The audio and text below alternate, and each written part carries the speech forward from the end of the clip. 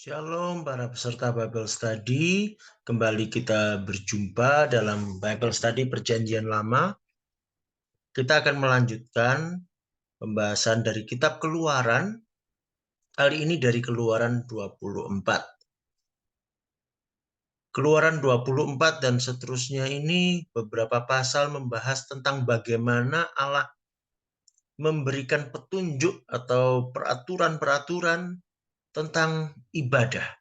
Bagaimana orang Israel harus beribadah.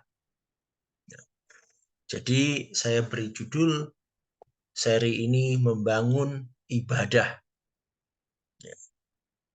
Kita mulai dari hal yang pertama di Keluaran 24, yaitu tentang bagaimana Allah mengikat perjanjian dengan umatnya. Ya. Memang tema tentang perjanjian ini selalu muncul karena memang Allah dengan manusia, Allah ingin membangun sebuah perjanjian, suatu ikatan hubungan yang erat, yang kuat antara Allah dengan manusia. Kita baca Keluaran 24 ayat 3 sampai 8. Lalu datanglah Musa dan memberitahukan kepada bangsa itu segala firman Tuhan dan segala peraturan itu. Maka seluruh bangsa itu menjawab serentak, segala firman yang telah diucapkan Tuhan itu akan kami lakukan. Lalu Musa menuliskan segala firman Tuhan itu. Keesokan harinya pagi-pagi didirikannyalah mezbah di kaki gunung itu dengan 12 tugu sesuai dengan ke-12 suku Israel. Kemudian disuruhnyalah orang-orang muda dari bangsa Israel. Maka mereka mempersembahkan korban bakaran dan menyembelih lembu-lembu jantan sebagai korban keselamatan kepada Tuhan. Sesudah itu Musa mengambil sebagian dari darah itu, lalu ditaruhnya ke dalam pasu, sebagian lagi dari darah itu disiramkannya pada mezbah itu. Diambilnya kitab perjanjian itu. Jadi kitab yang berisi segala hukum Tuhan yang diterima Musa di Gunung Sinai disebut kitab perjanjian, ya. Diambilnyalah kitab perjanjian itu lalu dibacakannya dengan didengar oleh bangsa itu dan mereka berkata, segala firman Tuhan akan kami lakukan dan akan kami dengarkan. Kemudian Musa mengambil darah itu dan menyiramkannya pada bangsa itu serta berkata, inilah darah perjanjian yang diadakan Tuhan dengan kamu berdasarkan segala firman ini. Nah, dari ayat-ayat ini kita bisa mengambil kesimpulan bahwa ibadah itu harus ada di dalam ikatan perjanjian yang dimeteraikan dengan darah. Dan ibadah itu ada di dalam ketaatan kepada firman Tuhan, kepada hukum Tuhan. Nah, ini cocok seperti apa yang kemudian digenapi oleh Tuhan Yesus. Jadi apa yang kita lihat di sini adalah gambaran dari apa yang akan dilakukan Tuhan Yesus terhadap kita. Kita lihat Matius 26 ayat 27 sampai 8. Sesudah itu ia mengambil cawan, mengucap syukur lalu memberikannya kepada mereka dan berkata, minumlah kamu semua dari cawan ini. Sebab inilah darahku, darah perjanjian yang ditumpahkan bagi banyak orang untuk pengampunan dosa. Yaitu orang-orang yang dipilih sesuai dengan rencana Allah Bapa kita dan yang dikuduskan oleh Roh supaya taat kepada Yesus Kristus dan menerima percikan darahnya. Kiranya kasih karunia dan damai sejahtera makin melimpah atas kamu. Nah, Jadi dari Matius 26, 27 sampai 28 dan 1 Petrus 1 ayat 2 ini jelas ya. Ada darah perjanjian. Darah perjanjian kalau sebelumnya adalah darah korban binatang, Tuhan Yesus menggenapi dengan darahnya sendiri yang dilambangkan dengan anggur dalam perjamuan. Lalu di dalam 1 Petrus tadi, Petrus menyebut jemaat sebagai orang-orang yang dipilih sesuai dengan rencana Allah, ya, dikuduskan oleh Roh supaya taat kepada Yesus Kristus. Nah, jadi selain menerima percikan darahnya, ada di sini tentang ketaatan kepada Yesus Kristus. Nah, jadi kita harus ingat, kita membangun kehidupan ibadah kita kepada Tuhan, itu dalam kerangka suatu perjanjian. Jadi kita terikat kepada Tuhan, dimeteraikan dengan darah Tuhan Yesus sendiri, maka kita yang terikat di dalam perjanjian ini harus taat kepada Tuhan Yesus. Jadi kita tidak bisa berkata, oh aku rajin ibadah di gereja, tetapi kemudian hidup kita sehari-hari tidak taat pada firman Tuhan, ya itu semua sia-sia. Ibadah sejati dibangun di dalam ketaatan kepada Tuhan Yesus dan firman-Nya. Kemudian kita melihat hal berikutnya, ada saksi, ya. Ada orang-orang yang menyaksikan perjanjian itu. Keluaran 24 ayat 9 sampai 11. Dan naiklah Musa dengan Harun, Nadab dan Abihu dan 70 orang dari para tua-tua Israel.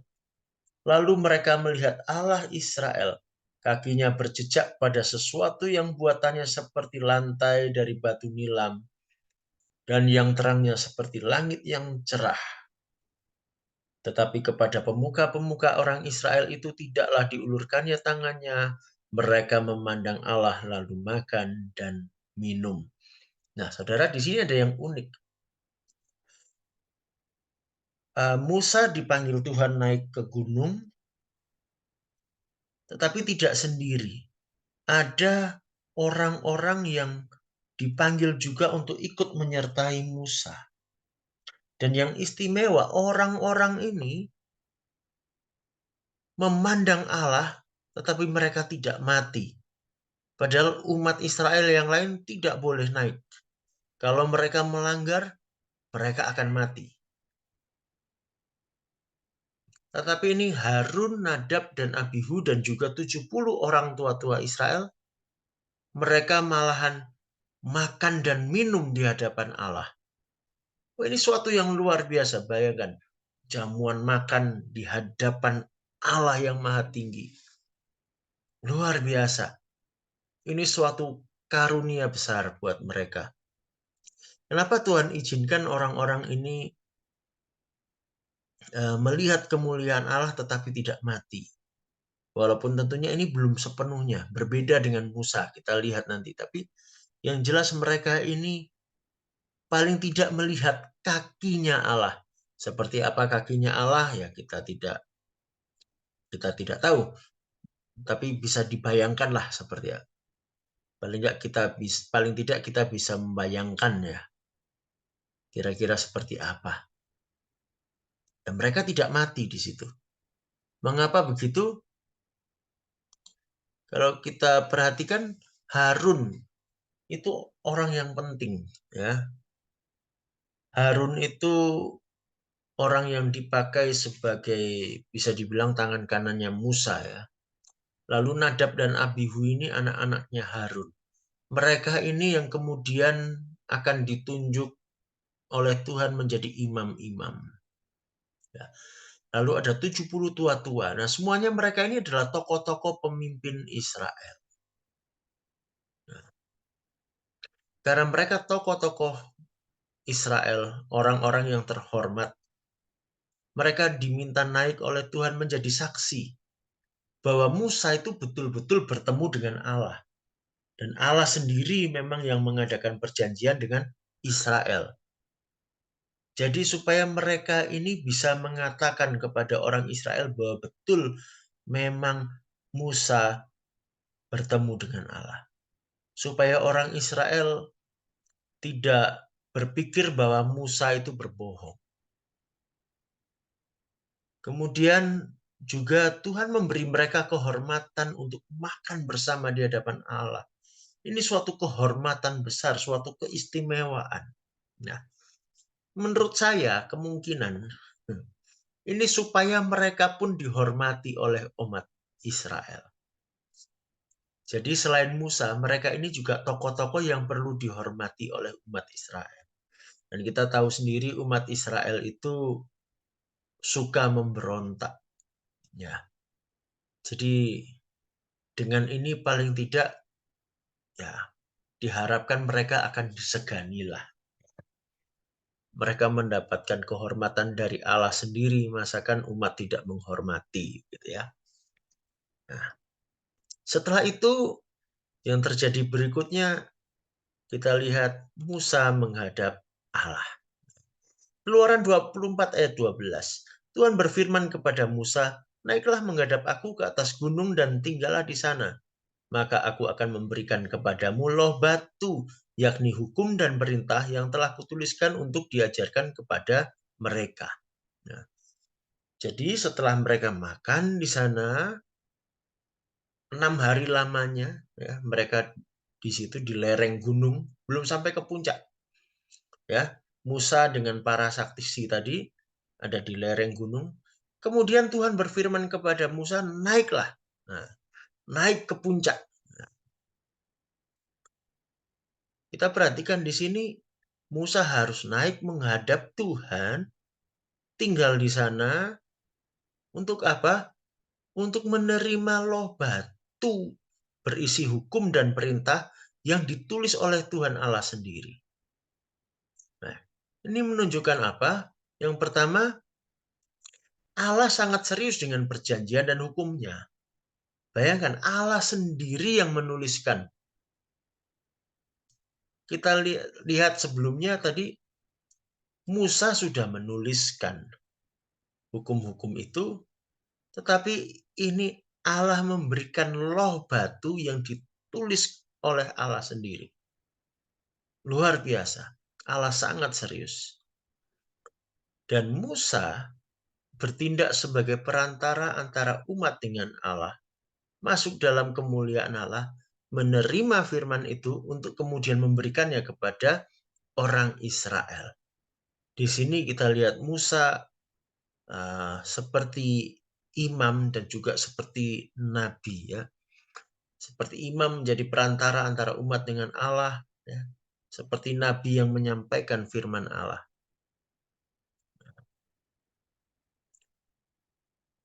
Kalau digambarkan posisinya di gunung itu seperti ini. Umat Israel ada di kaki gunung, kemudian Harun, Nadab, Abihu, dan 70 tua-tua sebagai saksi. Mereka naik di lereng gunung, ya entah seberapa tingginya, kita tidak tahu, ya anggap saja di tengah-tengah. Tapi kemudian Musa dipanggil Tuhan naik ke puncak. Nah, dikatakan di Keluaran 24 ini, puncak gunung itu diliputi oleh awan kemuliaan Tuhan. Nah, yang dikatakan awan itu anehnya dipandang oleh umat Israel di bawah gunung, terlihat seperti api yang menyala-nyala, yang menghanguskan. Nah, Musa dipanggil Tuhan, diperkenan Tuhan untuk naik ke puncak dalam awan kemuliaan itu untuk berjumpa dengan Allah sendiri. Nah, ini gambaran ini mirip seperti pola ibadah yang nantinya akan ditetapkan oleh Tuhan dalam tabernakel, ya, atau kemah suci. Umat Israel hanya boleh sampai di pelataran, di terasnya, ya. Kemudian eh, para imam itu seperti 70 tua-tua dengan Harun ini, mereka boleh masuk sampai di ruang kudus namanya. Tetapi hanya imam besar yang boleh masuk ke ruang maha kudus. Ya, nanti akan kita bahas di sesi yang berikutnya ya.